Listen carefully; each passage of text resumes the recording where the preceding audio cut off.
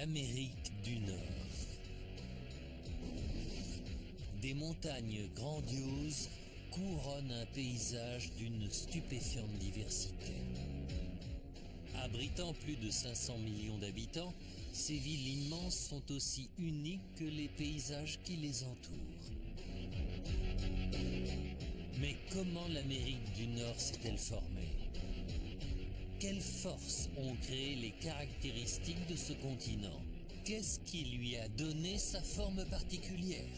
Voici l'extraordinaire histoire de la formation du plus ancien continent de la Terre, la naissance de l'Amérique du Nord.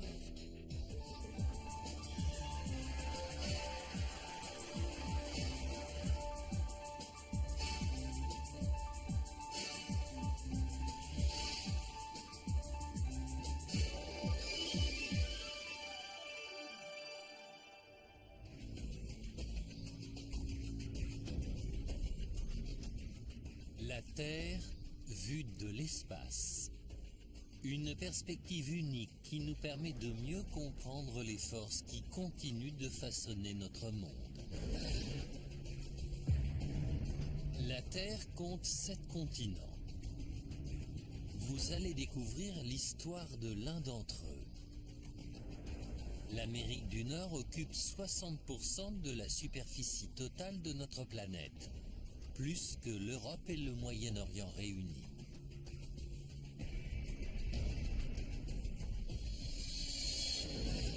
Elle abrite le parc national de Yellowstone, le Grand Canyon, le mont Saint-Helens et le plus grand ensemble de lacs d'eau douce de la planète, les Grands Lacs. Elle abrite également les roches les plus anciennes du monde. Des roches qui ont permis de mettre au jour la spectaculaire histoire de notre planète et de révéler les secrets de la naissance de l'Amérique.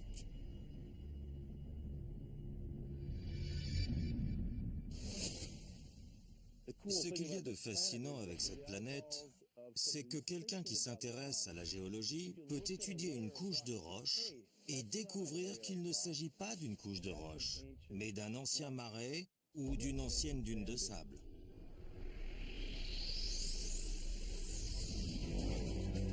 Pour déchiffrer le passé de l'Amérique du Nord, les géologues doivent d'abord trouver son origine.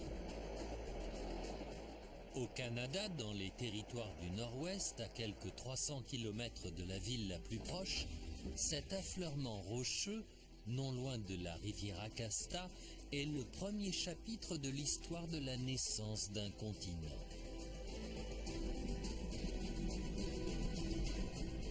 Le docteur Wouter Blicker travaille ici pour déterminer l'âge exact de l'Amérique.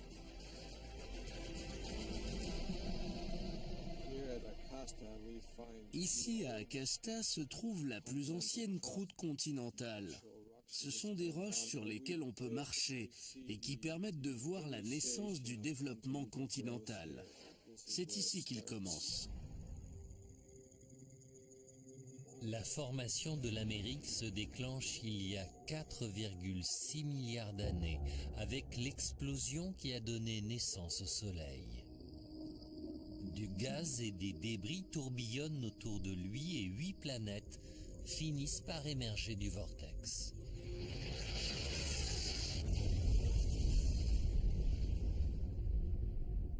L'une de ces planètes nouvellement formées semble n'être rien de plus qu'une boule de lave bouillonnante dont la température dépasse les 6500 degrés. La Terre est un enfer primitif. Les éléments les plus lourds comme le nickel et le fer s'enfoncent vers le centre de la Terre et forment son noyau. Les éléments les plus légers, comme l'oxygène et le silicium, remontent vers la surface et forment des océans de roches en fusion.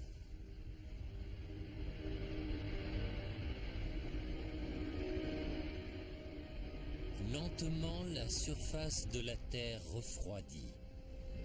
La lave se solidifie et forme des agrégats de croûte. À mesure que cette croûte grandit, elle devient plus lourde et s'enfonce à nouveau dans le manteau. Sous la surface, elle fond une seconde fois. Les éléments les plus légers remontent et finissent par former une lave granitique. Le granit est moins dense que d'autres roches dans le manteau. Il flotte à la surface. En se solidifiant, il forme des étendues de terre.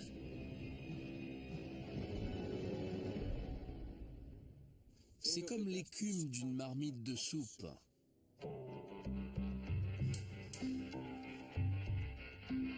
Si vous faites bouillir une soupe suffisamment longtemps, l'écume va se séparer et flotter par-dessus la soupe. C'est la même chose pour la croûte continentale, c'est l'écume de la Terre.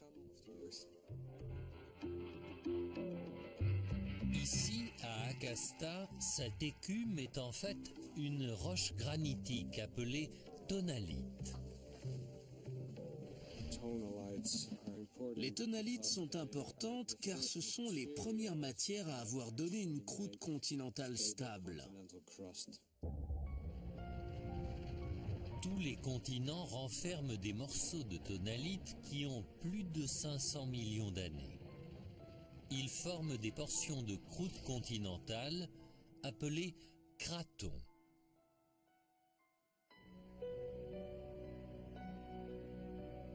L'Amérique du Nord se compose d'au moins 6 d'entre eux. Afin de pouvoir dater la naissance de l'Amérique du Nord, les chercheurs doivent trouver le craton le plus ancien et pour ce faire, ils doivent dater la tonalite des 4 coins du continent.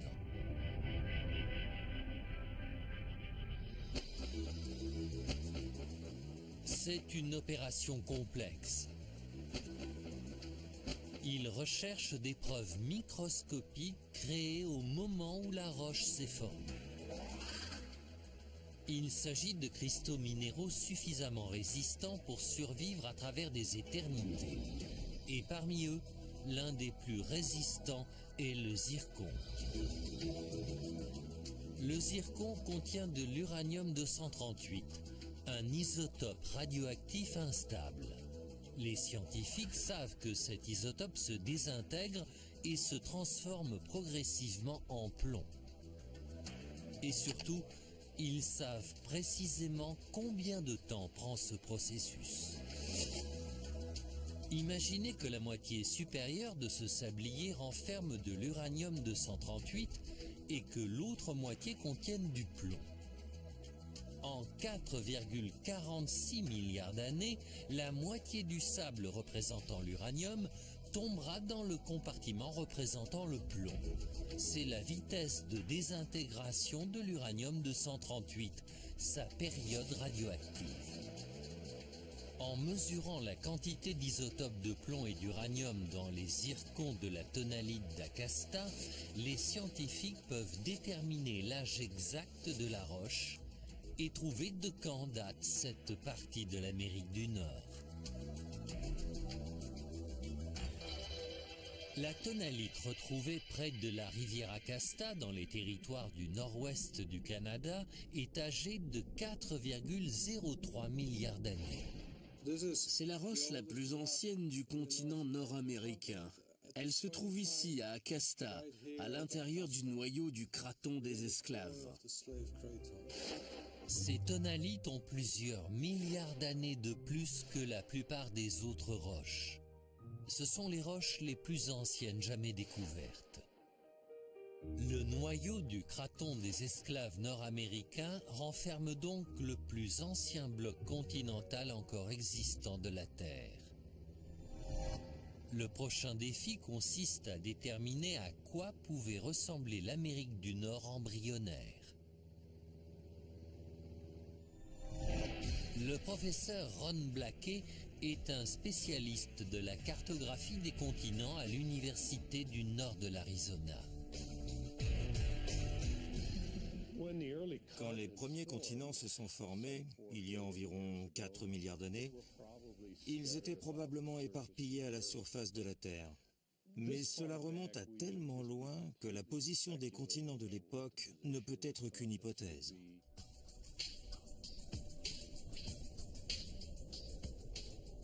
Voici notre planète aujourd'hui. 7 continents distincts, tous entourés d'eau. Mais si on enlève les océans, on voit que l'enveloppe extérieure, la croûte, couvre la surface de la Terre. Les croûtes les plus anciennes et les plus épaisses forment nos continents. Cela représente environ 40% de l'écorce terrestre. Le reste se trouve sous l'eau. C'est la croûte océanique. Elle forme une fine couche à la surface du manteau de la Terre, une couche de 2800 km d'épaisseur de roches en fusion surchauffée, le magma. La chaleur qui s'échappe du centre de la Terre crée des courants de convection dans le manteau. On pense que ce lent mouvement bouillonnant brise la croûte supérieure en plusieurs morceaux appelés plaques tectoniques. À certains endroits, le magma du manteau s'échappe à travers les trous entre les plaques. Alors qu'il s'élève et se solidifie, il forme une nouvelle croûte océanique et dissocie les plaques. À d'autres endroits, le magma entraîne la croûte océanique vers le bas et l'érode. En conséquence, la croûte terrestre est constamment en mouvement, se déplaçant d'environ 50 km tous les millions d'années. Le professeur de l'université de l'Ohio, Damien Nance, est un spécialiste de la tectonique des plaques. On crée une sorte de tapis roulant et les continents sont transportés par ces tapis roulants comme des valises à l'aéroport. Depuis environ 4 milliards d'années, le cœur bouillonnant de la Terre et le refroidissement de sa surface créent et déplacent ces portions de terre. Les cratons entrent en collision et forment des continents. Certains s'assemblent et forment des supercontinents. Le Valbara, le Rodinia, le Laurasie et le Gondwana. 3 milliards et demi d'années après que la plus ancienne croûte continentale encore existante se forme, le Gondwana se déplace lentement vers le nord du pôle sud en se brisant en plus petits morceaux. Ces morceaux s'assembleront ensuite avec d'autres pour former un bloc continental d'une taille incroyable. Et c'est de cela que l'Amérique du Nord finira par naître.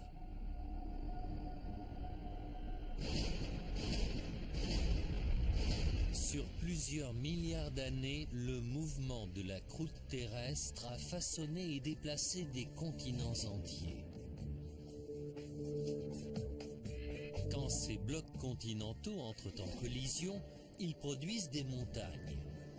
Voici les Appalaches, la plus ancienne chaîne de montagnes encore existante du continent. Aujourd'hui, elle s'étend sur près de 3200 km de terre neuve au centre de l'Alabama. Mais quand elle est apparue il y a plus de 270 millions d'années, l'Amérique du Nord n'existait pas encore. Ces montagnes couronnaient un supercontinent appelé Pangée. À leur hauteur maximale, elles constituaient peut-être la chaîne de montagnes la plus élevée de la planète. Sur le bord de la route, dans les contreforts des Appalaches, Damien Nance, professeur de géologie à l'université de l'Ohio, examine la géologie visible dans les Appalaches d'aujourd'hui.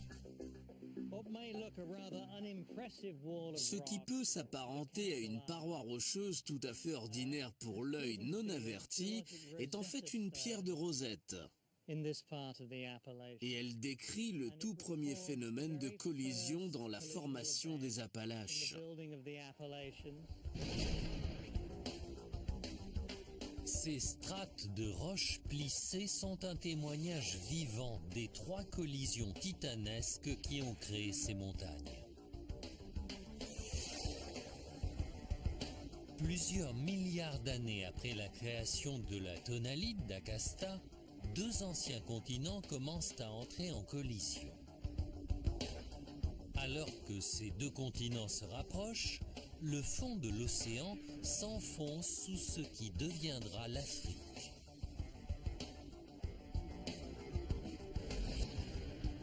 Progressivement, l'océan disparaît.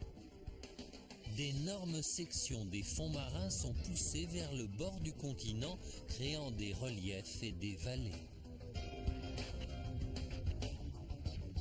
Alors que les continents poursuivent leur inexorable voyage, des blocs continentaux indépendants sont compressés entre les deux. Les débris s'accumulent, mais désormais sur la terre ferme.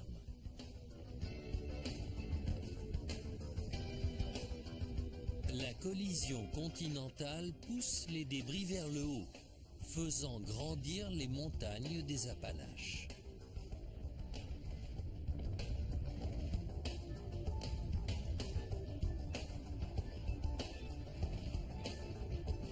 C'est l'équivalent géologique d'un accident de voiture.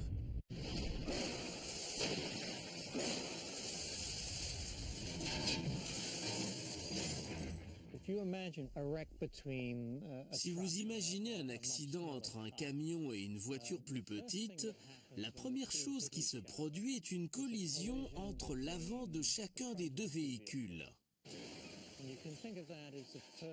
Et c'est ce qui s'est passé lors du premier phénomène de collision dans les Appalaches. Ensuite, le camion heurte le pare-brise. Et cela équivaut au 2e phénomène de collision dans les Appalaches. Pour finir, la voiture disparaît sous le camion. Et c'est en quelque sorte la collision climatique, celle qui a donné naissance aux Appalaches et qui a mis un terme à tout ce processus.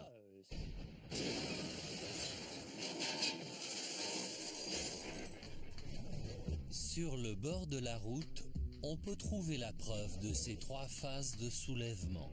Et en datant les roches, les scientifiques sont en mesure de dire quand chacune d'elles s'est produite.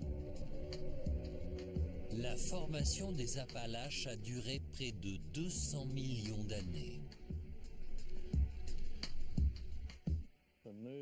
Le mouvement de ces blocs continentaux est de l'ordre de quelques centimètres par an. C'est très lent. C'est à peu près la vitesse à laquelle nos ongles poussent.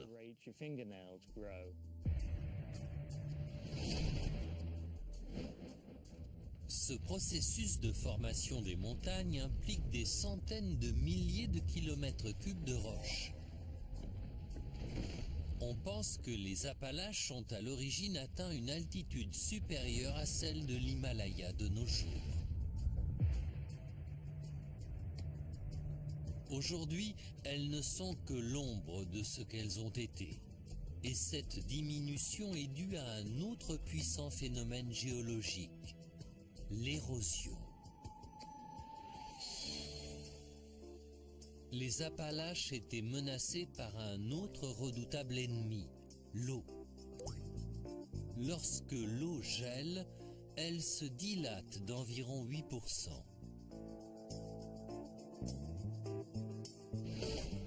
Cette bouteille d'eau gèle rapidement. La glace se dilate et la bouteille se brise. Les roches subissent la même action. L'eau qui gèle dans les crevasses les fait se fissurer.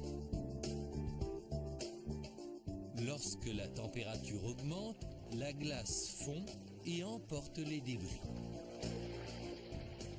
Le vent et la pluie contribuent au phénomène et lentement, ils ont la faculté de transformer totalement le paysage. L'érosion peut énormément dégrader une chaîne de montagnes, et on le voit très bien sur les Appalaches modernes. Les Appalaches modernes ne sont que les vestiges d'une chaîne de montagnes autrefois vaste et très élevée. Aujourd'hui, les montagnes érodées de la Pangée se situent en Amérique du Nord. La raison pour laquelle elles se trouvent ici s'explique par la prochaine étape de l'histoire de ce continent. Les continents retiennent la chaleur. Les continents agissent un peu comme un livre sur une couverture chauffante. Si vous posez un livre sur une couverture chauffante, il devient chaud. Le livre agit comme un isolant en retenant la chaleur sous lui. Les continents font la même chose avec la chaleur générée à l'intérieur de la Terre. Si vous assemblez un très vaste bloc continental comme la Pangée, la chaleur s'accumule sous lui. La Pangée est extrêmement étendue, presque aussi grande que nos 7 continents réunis. La température augmente sous le continent et le réchauffe. En absorbant la chaleur, la roche s'arque. Puis, en ses points les plus fragiles, elle se fissure, notamment le long de la ligne de la chaîne des Appalaches. C'est un phénomène appelé distension. En se fissurant, la Pangée crée de longues vallées étroites. Ces dépressions allongées se remplissent de sédiments emportés par les montagnes avoisinantes. Aujourd'hui, l'une d'entre elles est le bassin de Newark, des États de Pennsylvanie, New York et New Jersey. Ces sédiments, aujourd'hui solidifiés, ont été exploités en carrière. Aujourd'hui, vous pouvez les voir dans les rues de New York, où ils ont permis la construction de ces bâtiments de grès brun. Il y a 230 millions d'années, la distension entre l'Amérique du Nord et l'Afrique crée un océan, l'Atlantique. Alors que les 2 blocs continentaux continuent de se détacher, l'eau inonde le trou de plus en plus large.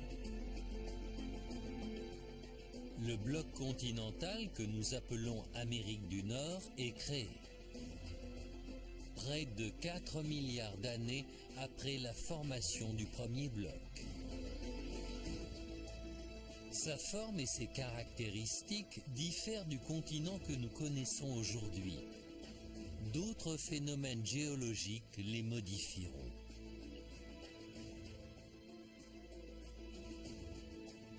L'Amérique se construit par le mouvement des plaques, mais elle est façonnée par le feu, la glace et l'eau.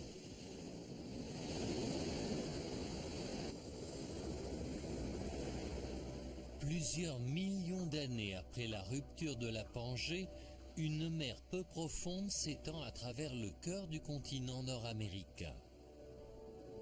Elle s'appelle la route maritime intérieure ouest.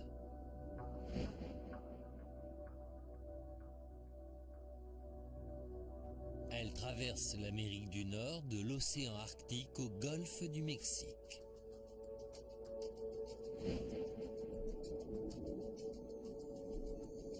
C'est le terrain de chasse de redoutables reptiles carnivores, les mosasaures et les plésiosaures.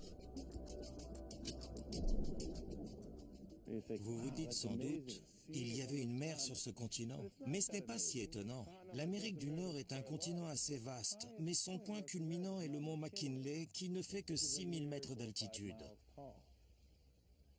Vous avez donc un continent qui fait 6400 km de large et qui culmine à 6000 mètres. C'est très plat. Il épouse évidemment la forme de la Terre et s'il s'abaisse légèrement, la mer peut facilement l'inonder. Et s'il s'élève, la mer se retire. Ce phénomène est appelé soulèvement. Il y a 70 millions d'années, un soulèvement géant rejette les mers intérieures et vide le continent. Le recul des mers laisse un riche mélange de sédiments dans son sillage. Avec le temps, ce fond marin deviendra les grandes plaines d'Amérique, une immense étendue de verdure allant jusqu'au Mexique à travers le Texas et remontant le Montana jusqu'au Canada. Kirk Johnson, le conservateur du musée de la science et de la nature de Denver, est un spécialiste de cette région. Pendant 20 millions d'années, cette zone ne faisait pas 1 kilomètre de haut. Elle se trouvait à 190 mètres en dessous de la surface de la mer Salée. Si vous creusez un trou dans le schiste, vous trouverez les dents d'un reptile marin de 15 mètres, des fossiles géants de poissons, des ammonites, des palourdes d'1 mètre de long. Des choses qui prouvent qu'il y avait bien ici une mer. Le soulèvement évacue la mer des plaines intérieures. Plus à l'ouest, le même phénomène a un effet différent. Les résultats sont encore visibles aujourd'hui.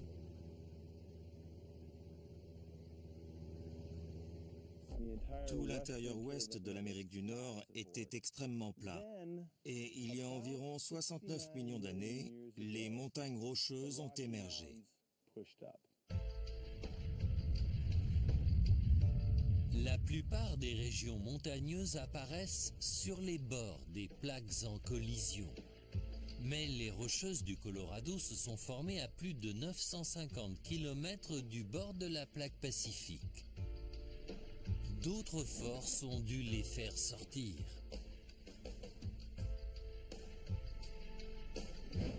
La plaque en subduction de la côte ouest de l'Amérique du Nord, au lieu de plonger et de créer des volcans le long du bord du continent, a émergé.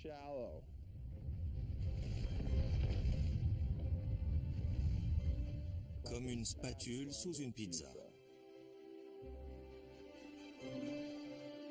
Les fissures dans la croûte permettent au magma granitique de s'échapper du manteau.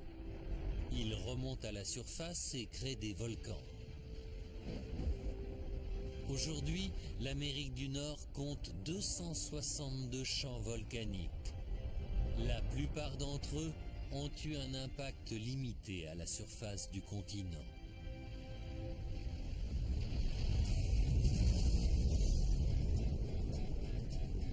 Mais il existe une exception. Cela s'appelle un supervolcan. Les supervolcans laissent d'énormes cicatrices sur le paysage, des marques qui sont visibles aujourd'hui. Voici une vue satellite de la plaine de la Snake River. Elle fait 645 km de long. C'est une large dépression plate qui couvre un quart de l'État de l'Idaho. Elle est bien connue pour ses champs agricoles fertiles.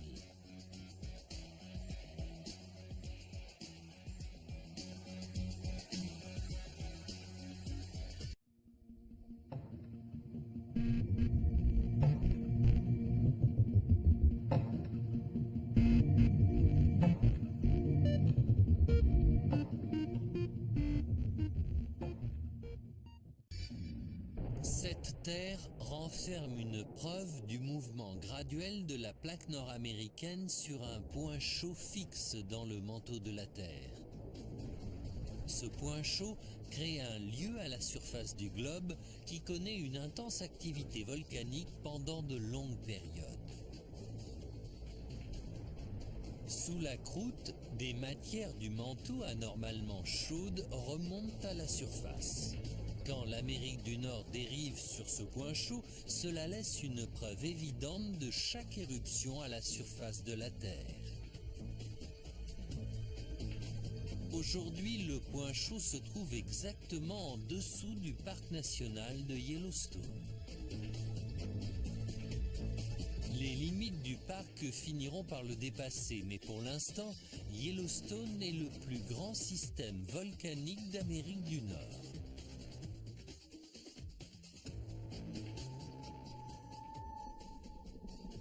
Hank Isler est le géologue du parc national de Yellowstone.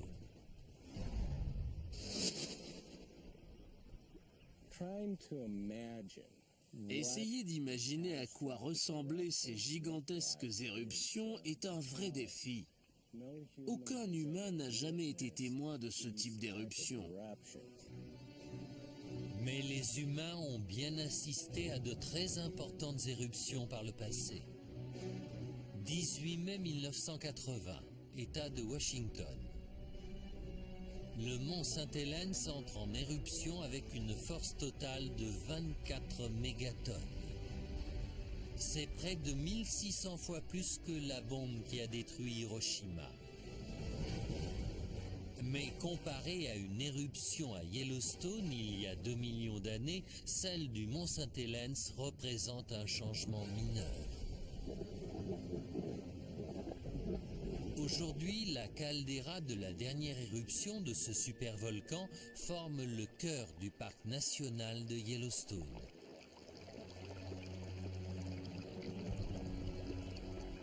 Les caldeiras apparaissent quand le réservoir magmatique sous le volcan se vide à l'issue d'une importante éruption. Des fractures se forment dans la partie supérieure du réservoir. Elles font office de cheminée et quand le réservoir magmatique se vide, le centre du volcan s'effondre.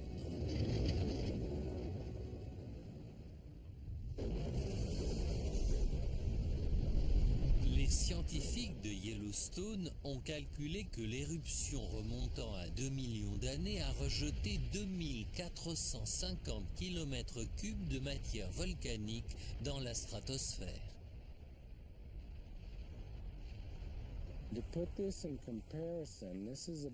Pour comparer, c'est environ 6000 fois plus que le mont Saint-Helens. Mais qu'est-ce que 6000 fois plus veut dire? Eh bien, on est nombreux à avoir dépensé 1000 $ dans notre vie. Or, 6000 fois plus, ça fait 6 millions de dollars. Et on n'est pas nombreux à avoir dépensé 6 millions de dollars dans notre vie.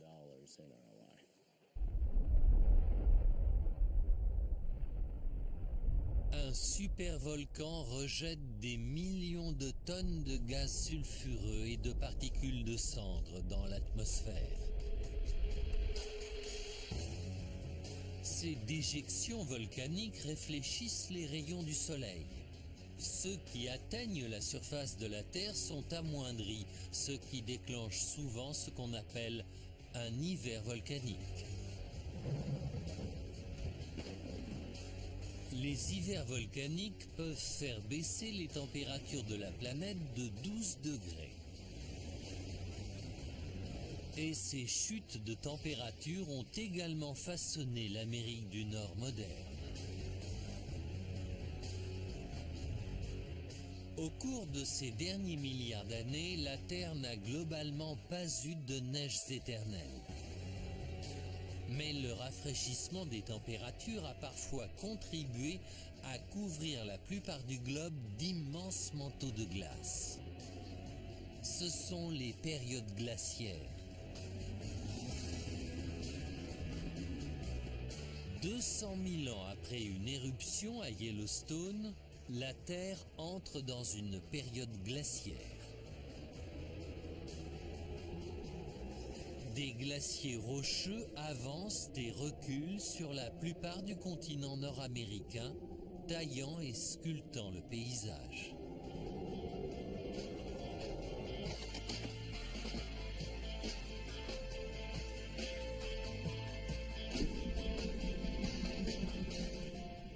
Karl Mergerian, professeur de géologie à l'université Hofstra, est un spécialiste de la glaciation.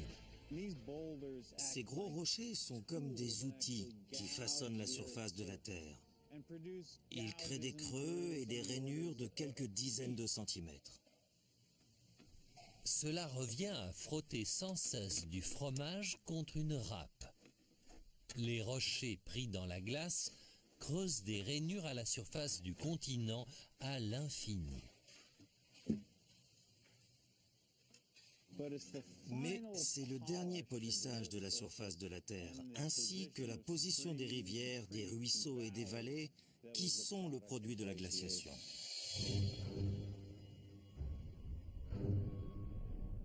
Mais les glaciers ont un autre effet important. Au plus fort de la dernière période glaciaire, la terre ferme retient une telle quantité d'eau sous forme de glace que les niveaux de la mer baissent de 140 mètres. De nouvelles et vastes étendues de terrain sont mises à nu. À New York aujourd'hui, vous pouvez rejoindre le front de mer en quelques minutes. Pendant la dernière période glaciaire, cela prenait des jours.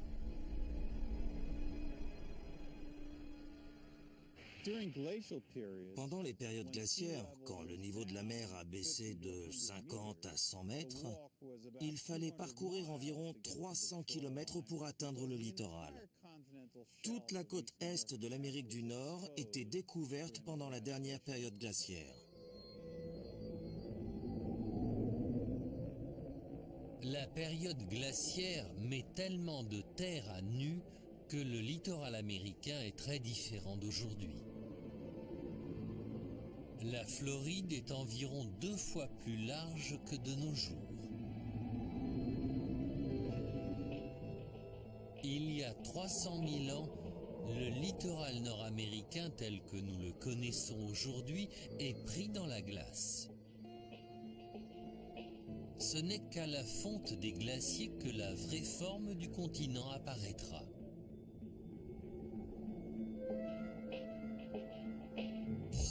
Il y a 300 000 ans, des glaciers de la dernière grande période glaciaire sculptent l'Amérique du Nord. D'énormes rochers pris dans la glace creusent des sillons dans la terre. Ils créent des dépressions dans le paysage. Et quand la glace fond, elles se remplissent.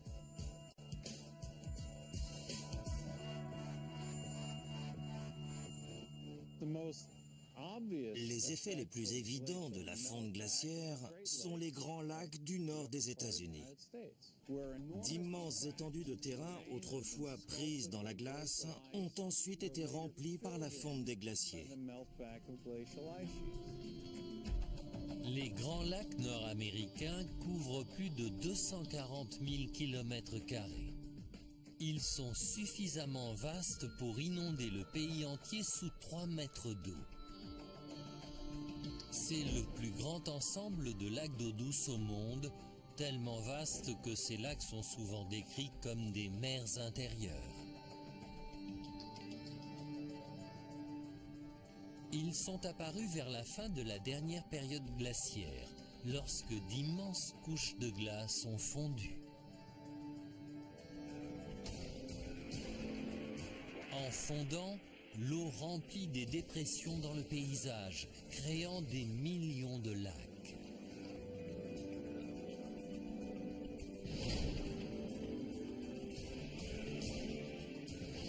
Voici le plus exceptionnel, le grand lac salé d'Utah. Mais il était autrefois nettement plus grand. Le lac Bonneville couvrait près de 52 000 km². Salt Lake City est construite sur son lit. L'ancien lac existait il y a entre 30 et 14 000 ans.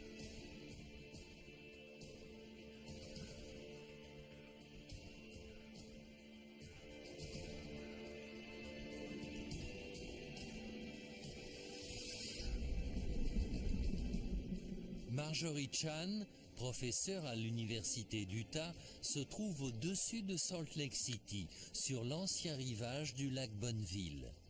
Elle l'étudie depuis 6 ans. Nous nous trouvons sur l'ancien rivage du lac Bonneville. Il y a environ 15 000 ans, cette élévation de 1500 mètres et toute la vallée derrière moi était recouverte par un lac. L'île Antelope et l'île Stansbury étaient entourées d'une eau douce pleine de poissons et peut-être même que j'aurais eu les pieds dans l'eau.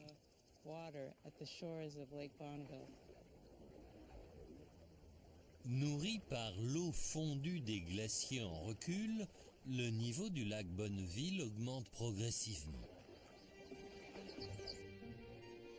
Il y a 15 500 ans, le niveau de l'eau atteint les 1500 mètres, le déversoir naturel le plus bas pour le bassin.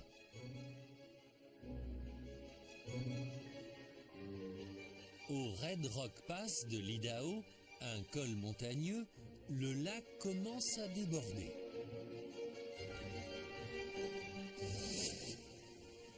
L'eau vient s'abattre contre les rochers. Le col est fragilisé et finit par s'effondrer, relâchant l'eau du lac et causant une terrible inondation.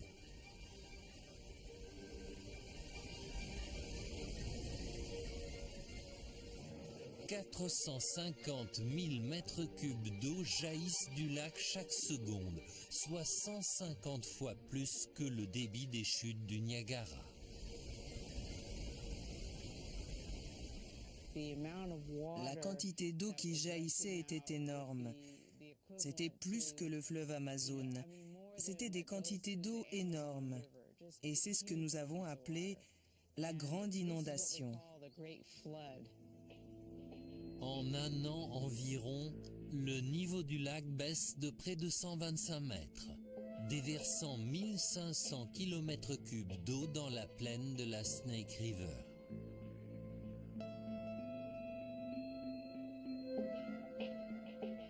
Le lac ne cesse de se vider que lorsque le niveau de l'eau tombe en dessous du déversoir, au Red Rock Pass. L'eau restante commence lentement à s'évaporer, laissant derrière elle des cristaux de sel. En quelques milliers d'années, la quasi-totalité du lac disparaît. De vastes étendues de sel marquent ses frontières. Aujourd'hui, le Grand Lac Salé est tout ce qu'il en reste. Le Grand Lac Salé est une nappe d'eau vraiment particulière. Il est 3 à 5 fois plus salé qu'un océan. Le lac compte près de 5 milliards de tonnes de sel et environ 2,5 millions de tonnes s'y ajoutent chaque année en provenance de la surface et de l'écoulement entre le rivage et l'eau. Le Grand Lac Salé est très différent d'un lac d'eau douce normal. Vous avez ici un verre d'eau douce et on va utiliser un œuf pour représenter le corps humain. Quand on met l'œuf à l'intérieur, il coule. Dans l'eau du Grand Lac Salé, on a une densité beaucoup plus importante de sel concentré avec l'évaporation. Et quand on plonge un œuf dedans, il flotte comme le ferait un corps humain. À cause de son inhabituelle concentration en sel, on peut facilement flotter dans le lac, en particulier dans son bras nord, Gunnison Bay, qui est le plus salé. Surnommé mer morte de l'Amérique, le Grand Lac Salé d'Utah est tout sauf mort. Il offre un habitat à des millions d'échassiers et à du gibier d'eau qui se nourrissent des crevettes peuplant ses fonds.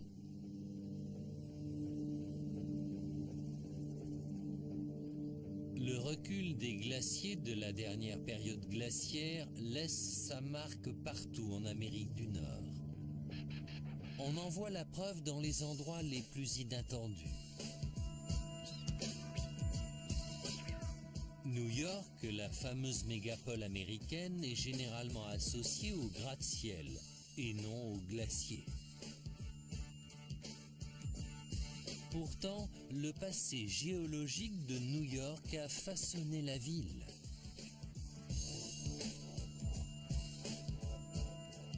Il y a seulement 20 000 ans, Manhattan et le Bronx étaient pris dans la glace. Si vous faites abstraction des joggeurs et des travailleurs en pause déjeuner, vous trouverez de nombreuses preuves du mouvement glaciaire, même à Central Park.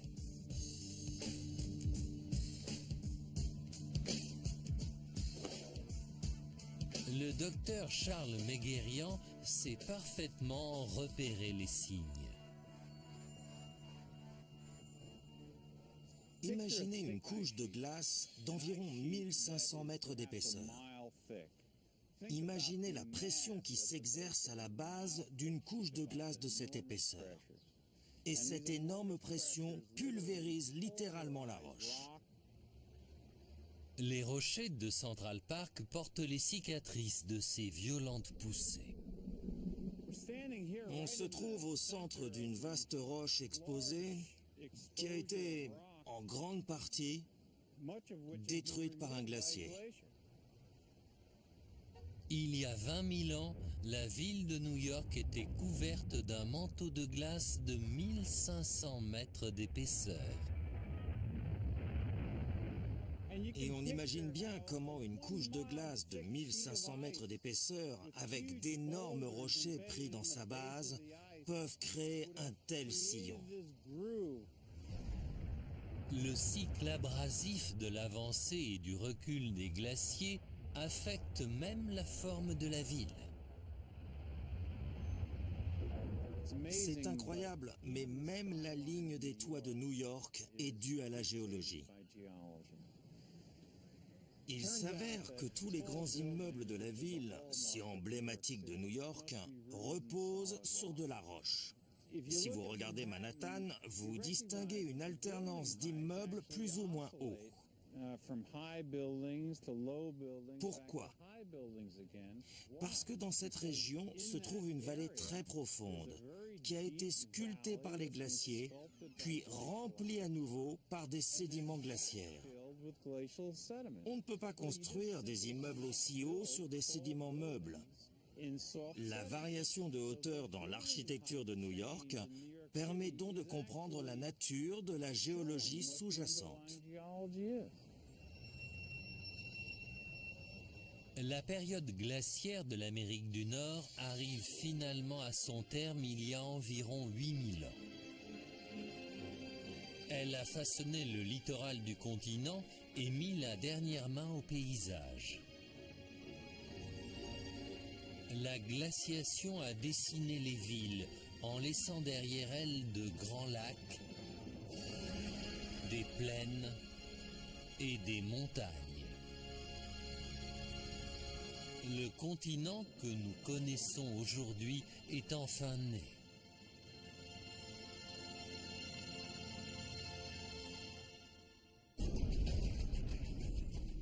Voici l'Amérique du Nord continentale. Le continent que nous voyons aujourd'hui depuis l'espace est le fruit d'un cycle infini de cataclysmes et de créations. En plusieurs milliards d'années, la face de l'Amérique du Nord a radicalement changé, exactement comme les traits de notre visage avec le temps. L'histoire géologique de l'Amérique du Nord a dessiné le continent, tout comme notre histoire personnelle a dessiné notre visage. Nos éventuelles blessures, un nez cassé, un coup de poing dans la mâchoire, se reflètent sur notre visage, tout comme le passé se reflète sur un continent. Les collisions entre les plaques tectoniques ont déformé le visage de l'Amérique du Nord, créant les immenses Appalaches et les Rocheuses. Ces vallées et canyons sont des plaies ouvertes, le témoignage du pouvoir d'érosion de l'eau. Et les immenses mers intérieures, depuis longtemps disparues, ont laissé les paysages fertiles de la Grande Prairie. La glace a mis la dernière main, gommant les aspérités du continent, remplissant les dépressions et créant les rivages. L'Amérique du Nord, comme tous les continents de la Terre, est un produit de la nature dynamique de notre planète. Une histoire en constante évolution.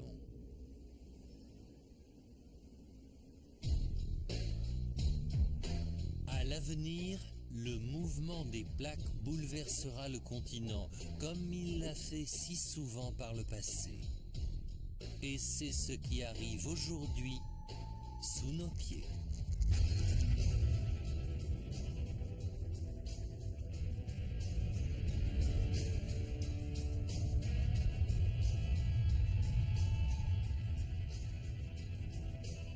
Voici la faille de San Andreas. Elle s'étend sur environ 1300 km à travers la Californie. C'est la principale frontière entre le Pacifique et les plaques tectoniques nord-américaines. Ces deux plaques bougent dans des directions opposées. La plaque pacifique observe un mouvement nord-ouest par rapport à la plaque nord-américaine. La Californie se fissure à raison de 50 mm par an. À ce rythme, dans 1 million d'années, la Californie se séparera de l'Amérique du Nord et deviendra une île, comme Hawaï. Mais ce n'est pas tout.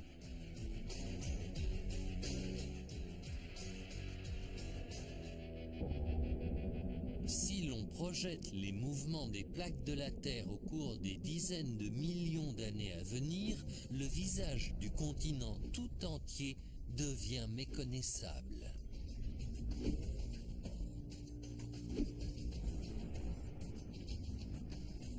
Dans 50 millions d'années, l'océan Atlantique se sera élargi. Il aura éloigné New York de l'Afrique en faisant dériver le continent sur le point chaud de Yellowstone.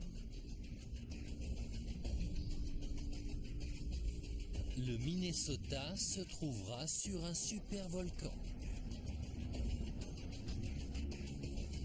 Dans 100 millions d'années, la vallée de la Napa et la région de la baie de San Francisco seront devenues les montagnes de l'Alaska.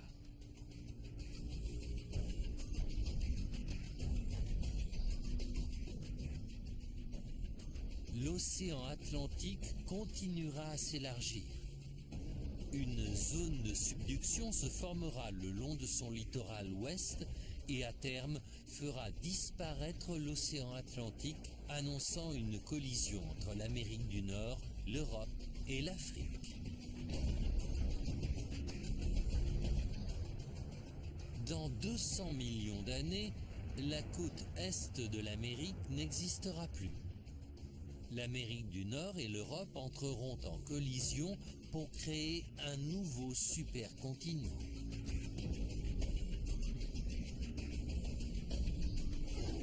New York se trouvera au milieu d'une chaîne de montagnes, une nouvelle fois au centre d'un immense bloc continental, comme c'était le cas il y a 500 millions d'années.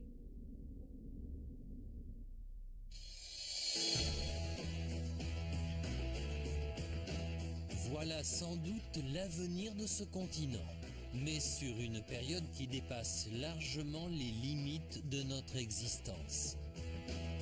Il existe néanmoins d'autres changements dont l'humanité sera témoin. Dans les siècles à venir, le continent nord-américain pourrait changer du tout au tout. La Floride pourrait se retrouver en grande partie sous l'eau et New York connaître une Atlantide des temps modernes. C'est une vision apocalyptique de l'avenir de l'Amérique du Nord, mais c'est nous qui en sommes responsables. Pour la première fois dans la longue histoire de la Terre, les phénomènes naturels qui forment les continents de la planète sont influencés par l'homme. Les humains sont des agents géologiques très puissants. Voyez les champs cultivés qui s'étendent sur des centaines de milliers d'hectares. Voyez l'expansion des villes sur des dizaines de kilomètres carrés qui ont complètement modifié le paysage.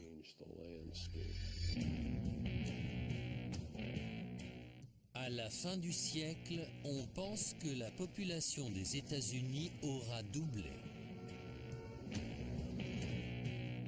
Pour loger notre population en constante augmentation, nous construisons de nouvelles villes.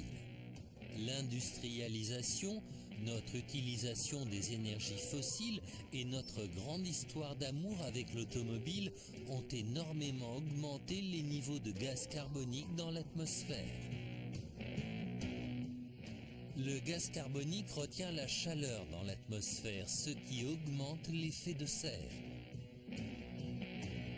Les calottes glaciaires fondent et les niveaux de la mer commencent à augmenter.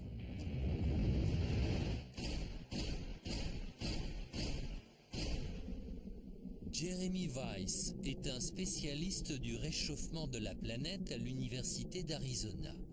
Il dresse un tableau extrêmement noir de l'avenir de l'Amérique du Nord. Avec le réchauffement de la planète, il y aura certainement des gagnants et des perdants. Mais les perdants seront beaucoup plus nombreux que les gagnants. En 2005, plus de 400 km² de glace du Groenland et de l'Antarctique ont fondu dans la mer.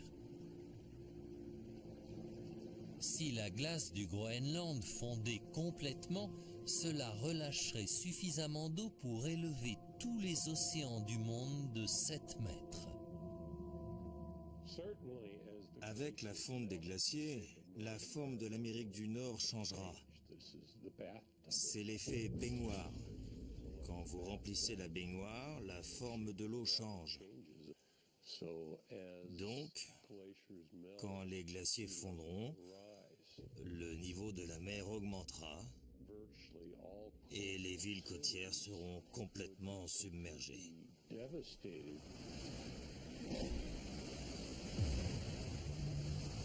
L'augmentation du niveau de la mer associée au réchauffement de la planète noieront littéralement l'Amérique du Nord.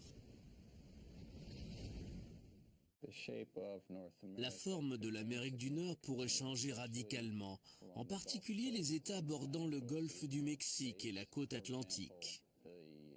Les États de Louisiane, Floride et Caroline du Nord seront les plus touchés par rapport à la perte de territoire et l'augmentation du niveau de la mer.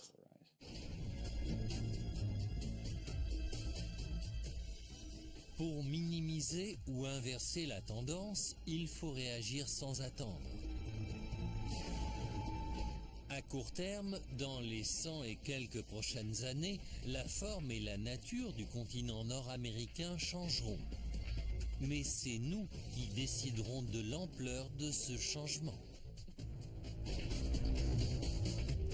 À long terme, nous n'aurons aucune incidence sur les phénomènes naturels ancestraux de croissance et de destruction.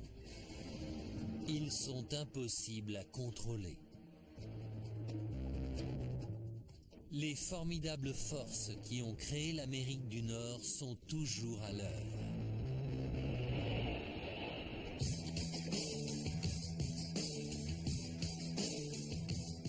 Nous ne serons pas là pour voir les conséquences de ces changements. Mais peut-être que d'autres générations étudieront leur nouveau continent et découvriront des preuves de notre époque, tout comme nous avons mis au jour l'histoire de l'Amérique du Nord jusqu'à aujourd'hui.